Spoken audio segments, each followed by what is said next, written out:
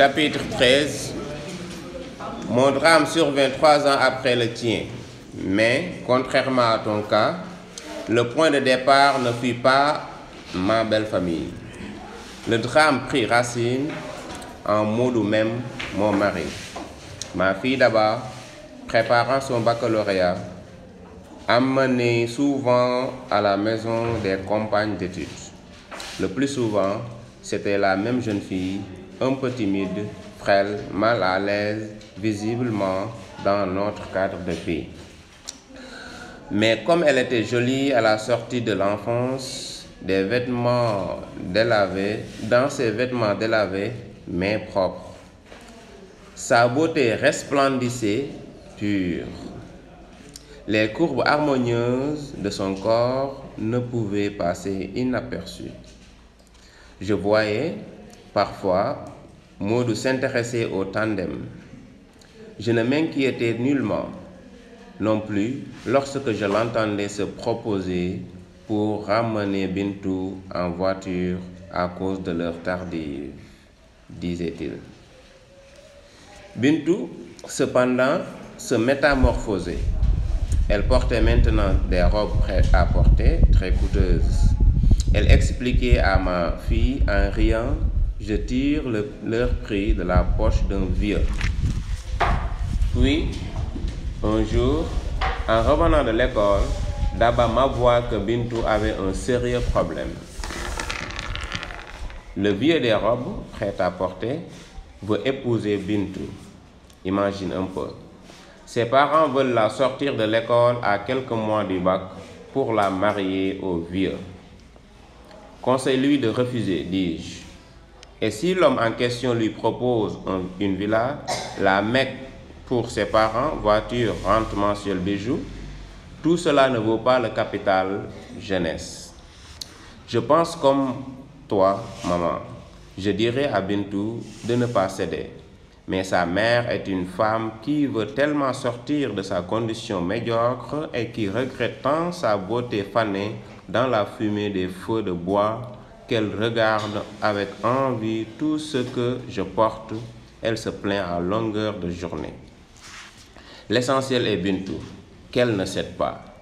Et puis, quelques jours après, Daba renoua le dialogue avec sa surprenante conclusion.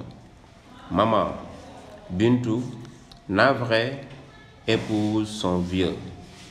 Sa mère a tellement pleuré, elle a supplié sa fille de lui donner une fin heureuse dans une vraie maison que l'homme leur a promise. Alors, elle a cédé. À quand le mariage? Ce dimanche-ci. Mais il n'y aura pas de réception. Bintou ne peut pas supporter les moqueries de ses amis. Et, au crépuscule de ce même dimanche où l'on mariait Bintou, je vis venir dans ma maison, en tenue d'apparat et solennel, Tamsir, le frère de Modou, entre Maodoba et l'imam de son quartier. D'où sortaient-ils, si empruntés dans leur boubou empesé? Ils venaient sûrement chercher Modou pour une mission importante dont on avait chargé l'un d'eux. Je dis l'absence de Modou depuis le matin. Ils entrèrent en riant, reniflant avec force l'odeur sensuelle de l'encens qui émanait de partout. Je m'assis devant eux en riant aussi. L'imam attaqua. Quand Allah Tout-Puissant met côte à côte deux êtres, personne n'y peut rien. Oui, oui, appuyèrent les deux autres. Une pause, il reprit souffle et continua. Dans ce monde, rien n'est nouveau. Oui, oui, renchérirent encore Tamsir et Maodo. Un fait qu'on trouve triste l'est bien moins que d'autres. Je suivais la mimique des lèvres dédaigneuses d'où sortaient ces axiomes qui peuvent procéder l'annonce d'un événement heureux ou malheureux. Où voulait-il donc en arriver avec ce préambule qui annonçait plutôt un orage? Leur venue n'était donc point hasard. Annonce-t-on un malheur aussi endimanché? Ou voulait-on inspirer confiance par une mise impeccable? Je pensais à l'absent. J'interrogeais dans un cri de fauve traqué. Modou et l'imam, qui tenait enfin un fil conducteur, ne le lâcha plus. Il enchaîna vite comme si les mots étaient des braises dans sa bouche. Oui, Modou Fall, mais malheureusement vivant pour toi, pour nous tous, Dieu merci. Il n'a fait qu'épouser une deuxième femme ce jour. Nous venons de la mosquée du Grand Dakar où a eu lieu le mariage. Les épines ainsi ôtées du chemin par l'imam, Tamsir osa. Modou te remercie. Il dit que la fatalité décide des êtres et des choses. Dieu lui a destiné une deuxième femme, il n'y peut rien. Il te félicite pour votre quart de siècle de mariage où tu lui as donné tous les bonheurs qu'une femme doit à son mari. Sa famille, en particulier moi, son frère aîné, te remercions. Tu nous as vénérés. Tu sais que nous sommes le sang de Modou. Et puis, les éternelles paroles qui doivent alléger l'événement, rien que toi, dans ta mission, si grande soit-elle, si chère que soit la vie, tu es la première femme, une mère pour Modou, une amie pour Modou. La pomme d'Adam de Tamsir dansait dans sa gorge. Il secouait sa jambe gauche, croisée sur sa jambe droite repliée. Ses chaussures, des babouches blanches, portaient une légère couche de poussière rouge, la couleur de la terre où elle avait marché.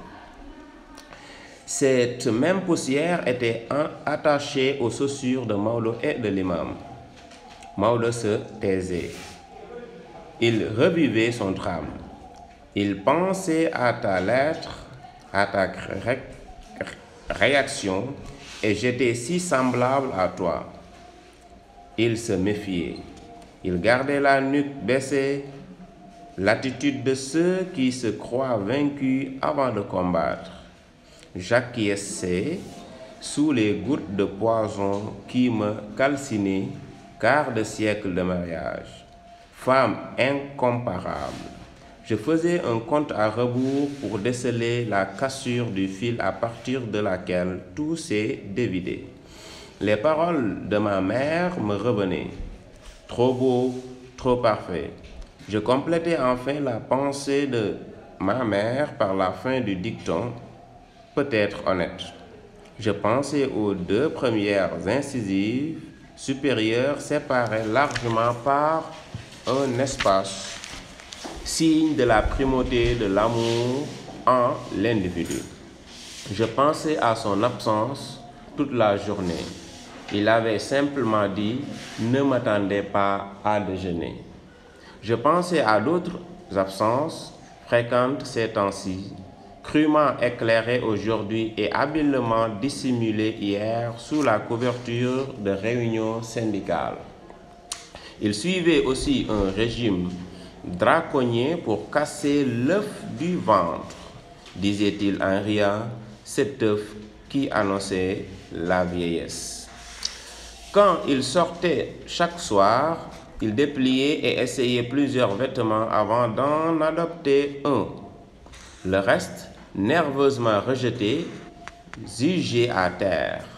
Il me fallait replier, ranger, et ce travail supplémentaire, je découvrais que je ne l'effectuais que pour une recherche d'élégance destinée à la séduction d'une autre. Je m'appliquais à endiguer mon remous intérieur. Surtout, ne pas donner à mes visiteurs la satisfaction de rencontrer mon désarroi. Sourire, prendre l'événement à la légère comme ils l'ont annoncé. Les remercier de la façon humaine dont ils ont accompli leur mission. Renvoyer des remerciements à Modou, le bon père et époux, un mari devenu un ami, remercier ma belle famille, l'imam Maodo, sourire, leur servir à boire, les raccompagner sous les volutes de l'encens qu'ils reniflaient encore, serrer leurs mains.